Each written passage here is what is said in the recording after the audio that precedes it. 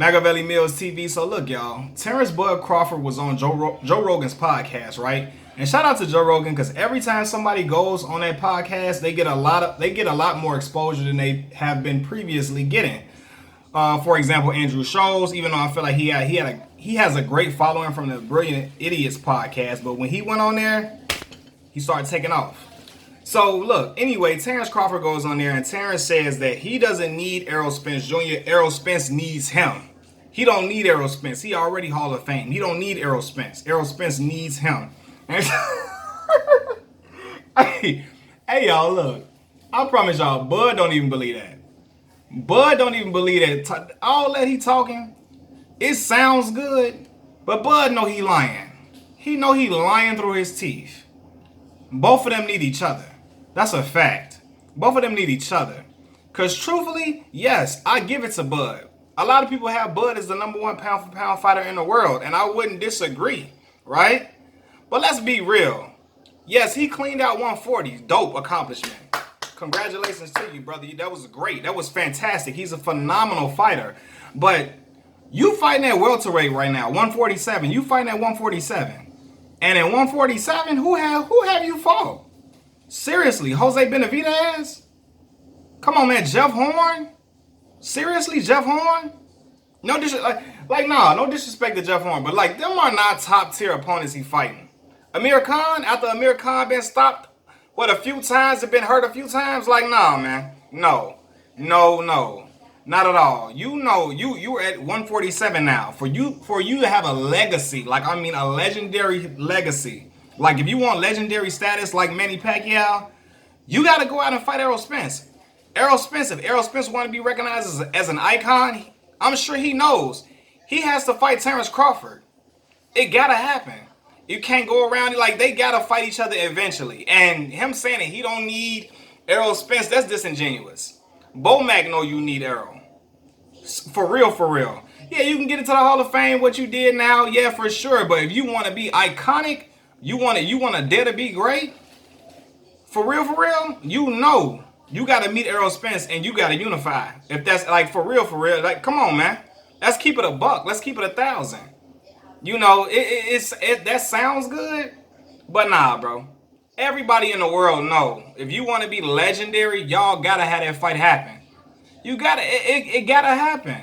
Cause truthfully, I've heard this, and I ain't really looked into it like that, but I heard his own company, ESPN, got Errol Spence ranked above him as a welterweight right now at 147. For sure. So, that would tell you he need Errol. Errol needs him. Ain't no way around it. Like the lean drinking machine Future say. It ain't no way around that. It gotta happen. So I feel like, come on, bro. Stop it with the shenanigans. Both of y'all need each other. Y'all need each other. And I don't think, if you bought that for real, I really think you're just really gullible. If you really believe when Terence Crawford said that, if you really believe that Bud don't need Errol, you out your damn mind. You out your damn mind. And I'll point to whoever you hang with to say the same. Both of y'all, whoever you with, y'all out your damn mind if y'all think that. Truthfully, I really want to see that fight. I think it'll be a great fight, an exciting fight, and it's a pick-em fight to me. For real, I think Bud has better overall skills, but I think Errol is special.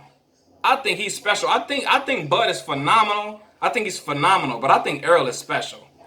Seriously. And I think that we haven't really seen all of Errol Spence. Like that beatdown he gave Mikey, that was new wrinkles that we hadn't seen. And I believe that he got a tough fight coming up against Sean Porter. That's going to be a closer fight. I think it's going to be a much more interesting fight than what people think. But I got Errol Spence winning it unanimously. But I think this fight coming up will determine Errol's ascension in the boxing game. The type of performance that he puts on against Sean Porter will determine his ascension. Seriously. I believe that. I believe that these two individuals can beat each other. I think that that Terence is slightly more skilled than Errol. I believe that Errol can hurt Terence. Why? Because I seen Yuriorkis Gamboa hurt him. No disrespect to Yuriorkis Gamboa, but he ain't no Errol Spence. He ain't no Errol Spence Jr. He ain't no Errol the true Spence Jr. And we know that. And you can say that, Bud got caught because he was being cocky in a fight or whatever. But I believe that Errol can hurt Bud. And I think Bud has the skills to get a 12-round decision. I don't think Bud can knock him out. I don't think Bud can knock Errol out, but that shall be seen. That shall be seen. I want to see what Errol does against Sean Porter, but I got him beating Sean unanimously, but I think it's going to be very entertaining, a very great fight, and I like Sean a lot. But, yeah, man, he going up there talking about something. He don't need him. Joe Rogan should have been like, for real? Now, of course, he's not going to say this because he wants his guests to stay on the show. He don't want his guests to get up and leave. But nah, man. Cut it out, bud. For real. You know you need that man. Because look at who Errol's fighting. Yeah, Errol ain't got the best resume in boxing.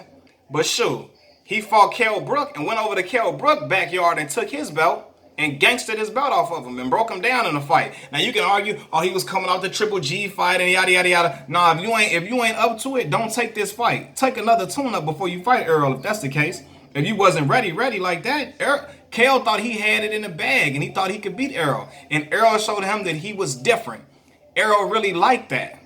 So, yeah, he fought Mikey Garcia. You can say, he a lightweight and, he moved up 2 weight classes and that don't count all you want to. But Mikey called out Errol and he went through and he didn't stop him. But I've heard people say this and people put me up to game on this. When I said that Manny Pacquiao didn't knock Adrian Broner out, he didn't whoop him. Now, they say it's kind of hard to whoop somebody that really don't want to engage like that. But I definitely feel like Adrian has a better chin. That's something that he should be respect. Like he definitely has a respectable chin.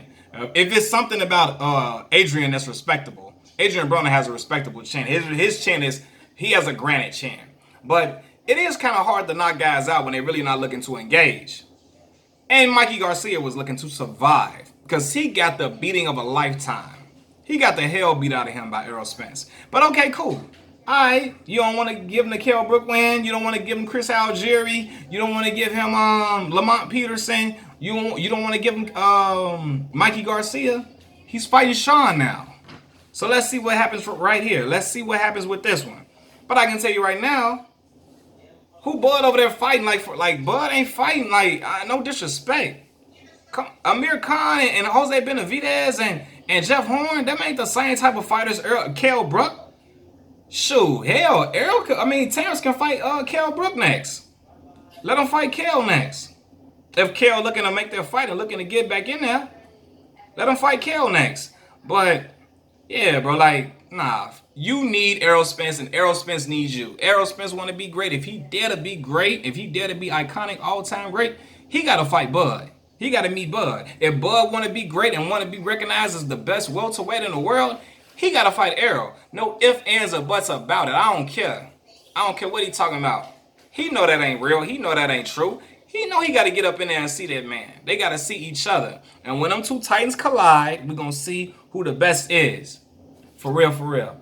And, I don't get me wrong. I fool with Bud. I really do. I really think Bud is a great fighter. I think he's highly skilled. I think he's phenomenal as a fighter. Cause I saw this. People be like, why don't? Cause I saw this. People say, why don't the LDBC? Cause I'm looking at some of the LDBC videos, like barbershop conversation, like Fred and them, and they say, why don't the LDBC? Why don't they galvanize behind Terence? Why they don't support Terence? And a lot of them like Terence, but Terence, I ain't gonna even lie. I respect things. It's a nice amount of things I respect about Terence. Terence seems like a guy that would give.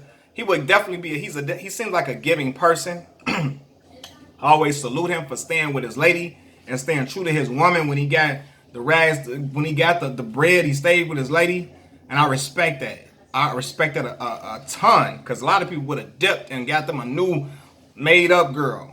So I respect him for that. But Terence seems like the type of person where he only do an interview with you if you are popping. If it's only gonna benefit him, if it's only going to gain him more of a fan base. And I understand Terence is struggling to be recognized right now. People recognize him as the #1 pound for pound fighter in the world, and people don't really know who he is. Seriously.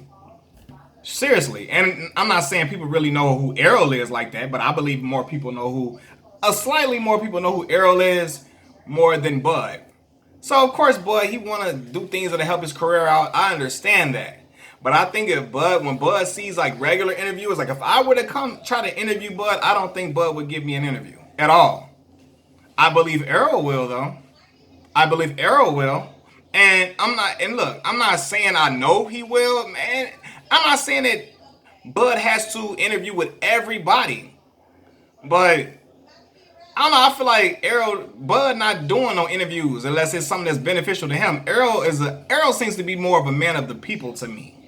And it's a thoroughness that reeks from ERROL. Like he seems like a thorough, real dude, like a real, it's thorough energy that come off of him. And I'm not saying he's perfect 24/7. I'm not saying he's a saint, and I'm not saying he stop and sign every autograph and take every picture. But for me, as a black man, right? And yeah, I'm gonna go there. I'm about to go there. So you get mad, you don't like that, cut off this video. As a black man, when you see other aspiring black journalists or black media, and you know these are black media that are trying to make a come up and trying to do well for themselves and trying to, gain some type of momentum in the media world. If I was a top fighter, I would give that black brother an interview. I would give that black sister an interview. Because I know how hard it is in the media world to try to gain success and gain, to gain a following. It's hard.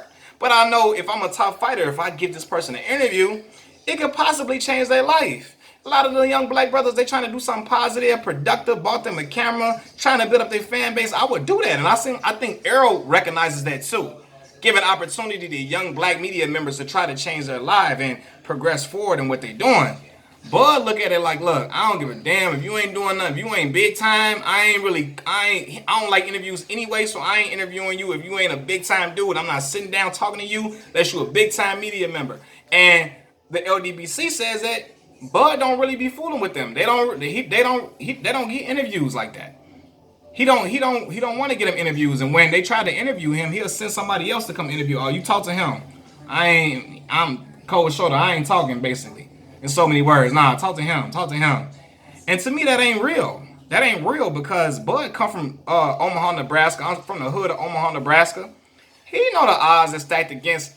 Like for real. When you see a young black brother trying to do something positive, I would feel like you supposed to pay it forward. Like, look, I'm gonna give you this chance, this opportunity to do your thing, because I'm sure Bud has had opportunities present, and he worked for his opportunities for sure. I'm not saying Bud didn't work for it, but it's like, get that black brother or that black sister a look.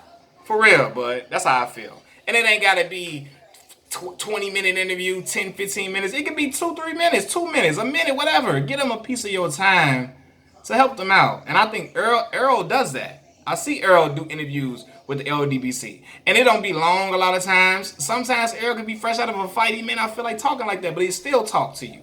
He'll still give you some answers. He'll still do some talking. He'll still talk to you. He'll still give you that opportunity to get your media, whatever you got with the media going and getting off the ground.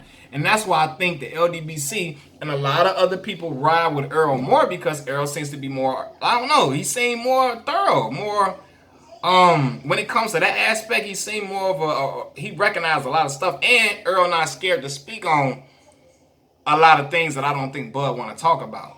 When it comes to like, and when I say that, I don't know, like, ERROL seems like the type of person to speak about black issues more than Terence. I'll say that.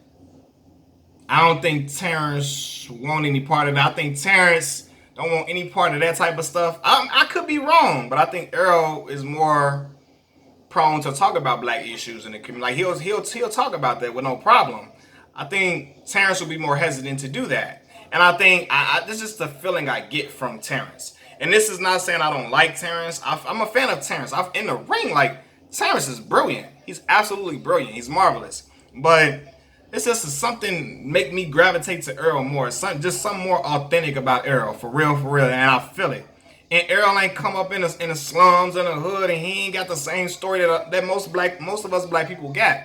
He don't got the same story being in the hood and being in the slums, no father, nothing like that. He don't got the same story. But I don't know, he recognizes a black brother. He in tune with that. He's solid with that, and I respect that, man. And no, you don't. Bud don't got an interview with only black people, and Errol don't got an interview with only black people. I ain't saying that. You can interview with everybody. But what I'm saying is, when you see a young black brother or sister trying to make a way out of nothing, and they come to you cordially and respectfully, I would get that person an interview. I would get that person, that black brother, that black sister, an interview, because I'm sure it's something that can help them out. And that's all I'm saying. When I see, that's all I'm saying. I think Bud should do, because I don't see Bud doing interviews with black media like that. I don't, but I see Earl doing it with them. But nonetheless, man, Bud tripping. Bud he need Earl, and Earl need him. End the discussion, man. Machiavelli Mills TV. Thanks for tuning in. Peace.